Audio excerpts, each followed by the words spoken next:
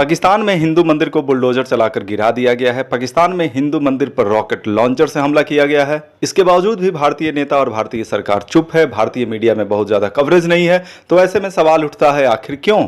अप्रैल 2023 में आपने ये खबर जरूर सुना होगा कि राजस्थान सरकार ने राजस्थान में रह रहे बहुत सारे पाकिस्तानी हिंदुओं के कच्चे घरों को गिरा दिया। पाकिस्तान में हिंदुओं की स्थिति काफी बदतर है। पाकिस्तान में उनका धार्मिक प्रताड़ना और शोषण किया जाता है। इससे परेशान होकर के 800 हिंदू परिवार 2021 में राजस्थान आए थे एक सुखमय जीवन की तलाश में। लेकिन एक वर्ष के अंदर ही 2022 में ये 800 हिंदू परिवार वापस पाकिस्तान चले गए।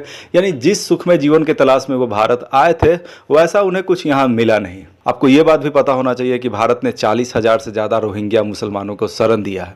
किसी को शरण देना अच्छी बात है क्योंकि वो कहीं से परेशान होकर के आ रहे हैं। तो ऐसे में सवाल ये है कि पाकिस्तानी हिंदुओं के साथ भेदभाव क्यों? दिल्ली के बाहरी इलाकों में भी बहुत सारे पाकिस्तानी हिंदू रहते हैं, कच्ची घरों में रहते हैं और आसपास के क्षेत्रों में मजदूरी करके जैसे तैसे अपना जीवन यापन करते हैं। तो ऐसे में सवाल ये भी उठता है कि सिटीजनशिप अमेंडमेंट एक्ट CAA जो कानून आया था उसका जमीनी स्तर पर क्रियान्वयन क्यों नहीं हो रहा है? दोस्तों, अगर डाटा की बात करें तो 1947 में पाकिस्तान में लगभग 20% हिंदू रहा करते थे। 2017 में जब पाकिस्तान में जनगणना हुआ तो हिंदुओं की आबादी घटकर हो गया 2.14%। हिंदुओं की आबादी घटने के पीछे मुख्य कारण रहा फोर्सफुली कन्वर्जन, यानी जबरदस्ती धर्म परिवर्तन कराना। पाकिस्तान में अधिकतर हिंदू आबादी सिंध प्रांत में रहती है। सिंध प्रांत के कुल जनसंख्या का 8.7% लोग हिंदू हैं और सिंध के ग्रामीण क्षेत्रों में जितने भी लोग हैं उनमें 13 से 14% हिंदू हैं। पाकिस्तान में जितने भी हिंदू हैं उनमें 93% हिंदू सिंध राज्य में रहते हैं, जबकि 5% हिंदू पंजाब राज्य में रहते हैं और बलूचिस्तान में 2% हिंदू रहते हैं।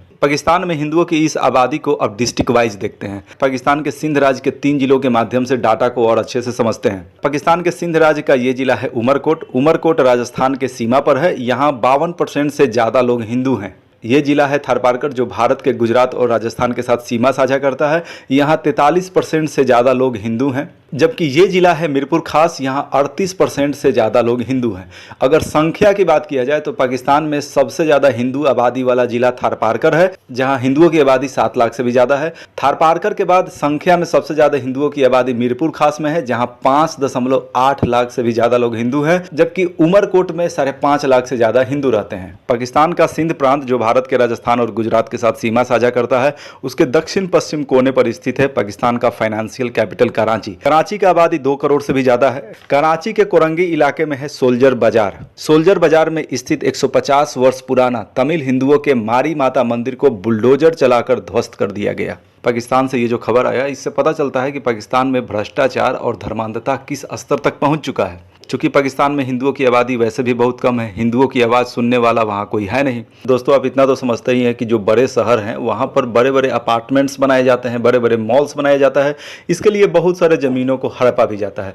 पाकिस्तान में किसका ज़मीन हड़पना सबसे आसान है? पाकिस्तान में हिंदुओं का ज़मीन हड़पना सबसे आसान है। कराची के कुछ बिल्डर्स पहले से ही साजिश रच रहे थे कि मारी माता मंदिर का जो ज़मीन है वो हड़प सके। दोस्तों, अगर आप न्यूज़ वगैरह अक्सर देखते होंगे तो 2022 में भी आपने खबर सुना होगा कि मारी माता मंदिर में मूर्तियों को खंडित किया गया था। यानी बिल्डर्स के द्वारा इस मंदिर के जमीन को हड़पने का पहले से ही प्रयास जारी था। थोड़ा देर पहले मैंने एक डाटा बताया कि पाकिस्तान में हिंदुओं की आबादी 2.14% है। ये डाटा है पाकिस्तान में 2017 में हुए जनगणना का।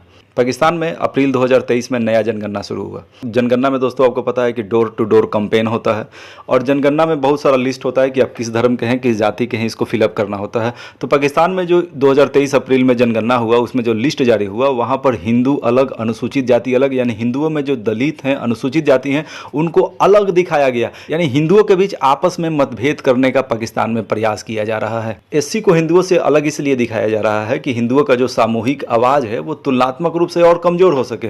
पाकिस्तान में सिर्फ हिंदू धार्मिक अल्पसंख्यकों के साथ ही ऐसा नहीं हो रहा है। पाकिस्तान में ईसाई जिसका आबादी 1.27% उसके साथ भी ऐसा ही होता है। अहमदिया जिनकी आबादी 0.09% है उनके साथ भी कुछ ऐसा ही व्यवहार किया जाता है। ऐसे तो वो मुस्लिम है लेकिन पाकिस्तान में उनको नॉन मुस्लिम में काउंट किया जाता है। दोस्तों, ये जो लोकेशन आपको दिख रहा है ये है पाकिस्तान के सिंध राज्य का उत्तरी जिला कसमोर और घोटकी। इन 2 जिलों के बीच से गुजरती है सिंधु नदी और सिंधु नदी के दोनों छोरों पर स्थित है एक जंगल। इन जंगलों में रहते हैं कुछ डकैत। कुछ दिन पहले मीडिया में ऐसा खबर आया था, आपने जरूर ही सुना होगा कि पाकिस्तान के डकैतों के द्वारा कुछ इस तरह का धमकी दिया जा रहा था कि भारत अगर सीमा हैदर को पाकिस्तान नहीं भेजता है तो वे डकैत पाकिस्तान के हिंदू मंदिरों पर हमला करेंगे। उनकी धमकी के कुछ दिनों के बाद ही कसमोर के हिंदू मंदिर पर हमला किया गया, रॉकेट लॉन्चर से हमला किया गया। गया। हालांकि मंदिर को ज्यादा नुकसान नहीं हुआ है। इसके अलावा उत्तरी सिंध के कसमोर जिला में 30 से भी ज्यादा हिंदुओं को बंधक बनाए जाने का भी खबर है। चूंकि ये खबर मीडिया में आ चुका है तो उसके बाद पाकिस्तानी पुलिस मामले का लीपापोती करने में लगा हुआ है। कसमोर जिला के एसएसपी का कहना है कि ये वास्तव में मंदिर नहीं है, ये एक दरबार है जहां पर हिंदू इकट्ठा होते हैं किसी विशेष तरह के प्रोग्राम में। दोस्तों, इस वीडियो के अंत में अब हम ये देखते हैं कि आखिर भारत को क्या करना चाहिए। कुछ दिन पहले यूरोपीय देश स्वीडन में कुरान का एक प्रति जला दिया गया। उसके बाद दुनिया भर के मुसलमानों में रोष था। भारत में भी इसके खिलाफ प्रदर्शन हुए। पाकिस्तान इस मुद्दा को यूनाइटेड नेशन में ले गया। हमारे प्रधानमंत्री नरेंद्र मोदी जी के भी द्वारा इस प्रस्ताव को समर्थन दिया गया।